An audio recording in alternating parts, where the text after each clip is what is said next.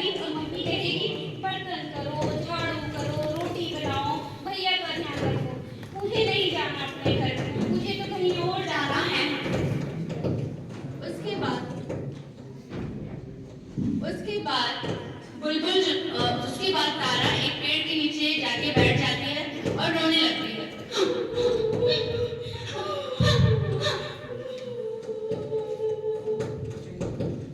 अरे उसी पेड़ पे एक बुलबुल बैठी थी।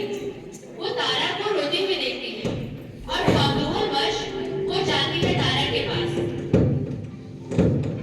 अरे छोटी लड़की, तुम क्यों रो रही हो? मुझे मैं बहुत दुखी हूँ, मैं बहुत उदास हूँ। सब मेरे जैसे सब बच्चों के पास जो है खूब सारे खिलौने हैं, बहुत सारे कपड़े हैं, खूब सारे गहने हैं, लेकिन मेरे पास कुछ नहीं है। मुझे घर का सारा काम भी करना पड़ता है, मुझे घर का सारा काम भी करना पड़ता है, झाड़ू लगानी पड़ती है, पोछा लगाना पड़ता है। मुझे अपने घर नहीं जाना, मुझे कहीं और ले चलो। तारा, तुम तो बहुत दुखी हो।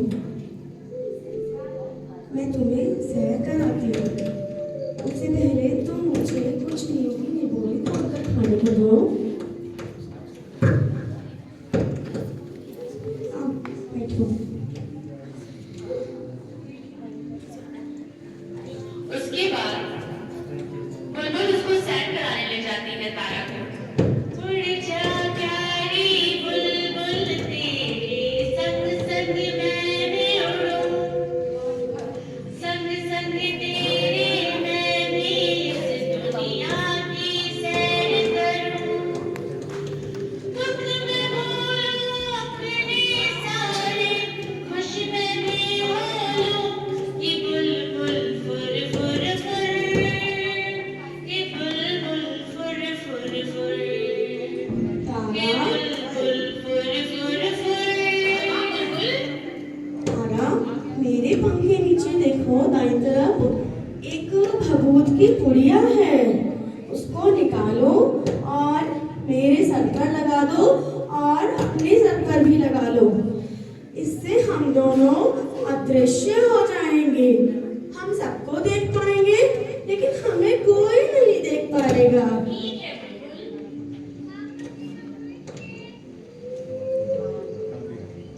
भभूत लगा के दोनों अदृश्य हो गए। उसके बाद जो बुलबुल है वो एक राजमहल के छत पे जाके बैठ गई। दोनों अदृश्य थे, महल में उन्हें कोई नहीं देख सकता था और वो घूमते घूमते टहलते टहलते महल में राजकुमारी के कक्ष के नजदीक पहुंच गए।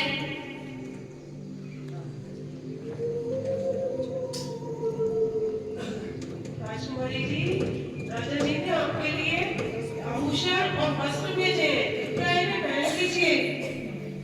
राजकुमारी जी, इन्हें पहन लीजिए। ले जाओ इन आभूषणों को, मुझे कुछ नहीं चाहिए।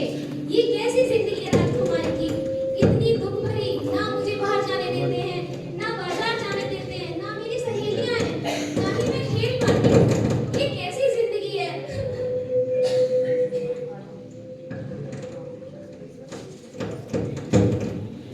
ये सब देखकर तारा सोच में पड़ जाती है। अरे ये राजकुमारी होकर इसके पास सब कुछ है, ये फिर भी इतनी उदास है।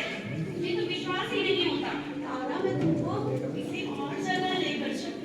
चलो बुलबुल, हम चलते हैं, कहीं और चलते हैं। अब इसके बाद बुलबुल तारा को लेके दूसरे घर के छत पे बैठ जाती है। अब वहां का दृश्य देखिए। वहां पे एक लड़की रहती है और उसकी माँ रहती है। आज मैं ऊपर, आसमान नीचे, आज मैं आगे, जमाना है पीछे, आज मैं ऊपर, आसमान नीचे, आज मैं आगे, जमाना है पीछे। तुम तो आज बहुत खुश नजर आ रही हो। आज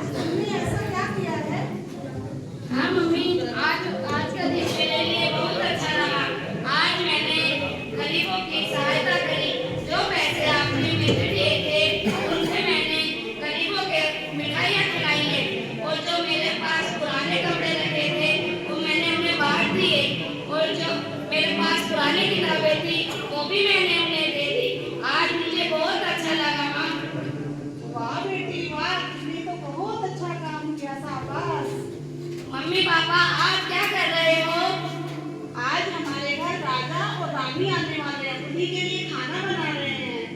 मम्मी मम्मी मैं भी आपके साथ रोटी बनवाऊंगी। मुझे रोटी बनानी तो नहीं आती, मगर मैं आपके साथ आपकी सहायता करना चाहती हूँ। ठीक है बेटी, तुम कर सकती हो। जी मम्मी।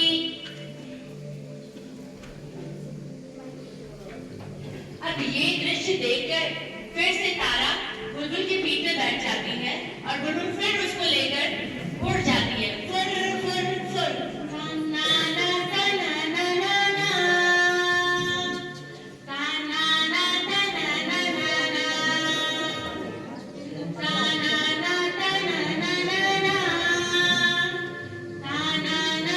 ना ना ना अच्छा, ये लोग फिर से एक नए घर पे आ गए, लेकिन ये भी परिवार एक निर्धन परिवार है।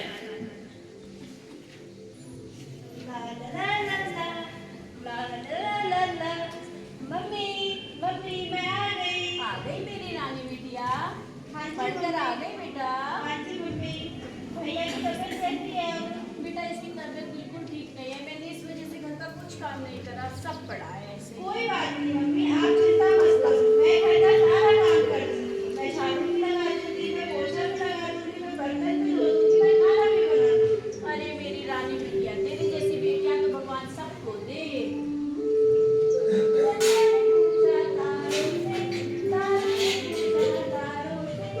सबसे प्यारा कौन है? पापा, मेरे पापा। रानी, बेटी कैसी हो? मैं ठीक हूँ पापा। तुमने आज क्या किया? आज भाई की तबीयत खराब होने के कारण मैंने घर का सारा काम किया पापा। मैंने झाड़ू भी लगाई, मैंने पोछा भी लगाया, मैंने बर्तन भी धोए, मैंने खाना भी बना दिया सबके लिए। तो तुम तो आज खेली भी नहीं और आराम भी नहीं किया। कोई बात नहीं पापा, खाली बैठने से अच्छा है, मुझे घर के काम करना ज्यादा अच्छा लगता है। आप आ गए क्या? आ गए। अजी सुनते हैं, देखिए आज हमारी बिटिया ने कितना अच्छा काम किया है। बेटे को बहुत तेज बुखार था और घर का कुछ भी काम नहीं हुआ था, पर मेरी बेटी ने सारा काम कर दिया है। ऐसी बेटियां यदि पैदा हो तो किसी भी माँ बाप को किसी प्रकार की चिंता न रहे। ऐसी बेटी भगवान सबको दे।